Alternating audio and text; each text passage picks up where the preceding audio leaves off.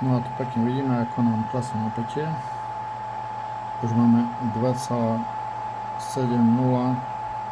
V a tu sa nám to odpojí pri hodnote 2,7. Teplotu máme 62 stupňov.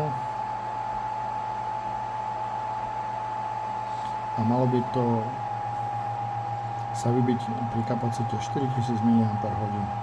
Nakoľko už je tu viac vybíjacích cyklov, takže je možné, že tá kapacita bude nižšia. 2,7 V. Klesá vybíjací prúd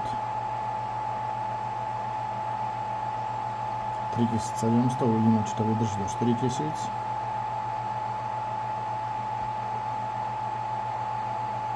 Teplota 65 stupňov.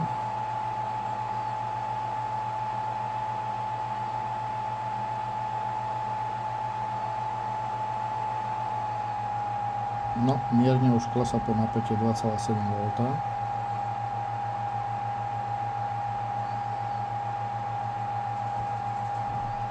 Vybíjací prúd už iba 19 A.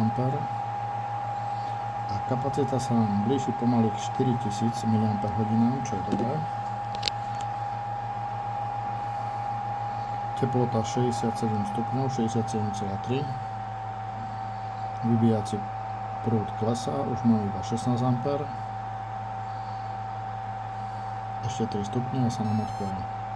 No a teraz presne sa odpojila. Presne v tomto momente máme 4006 mAh.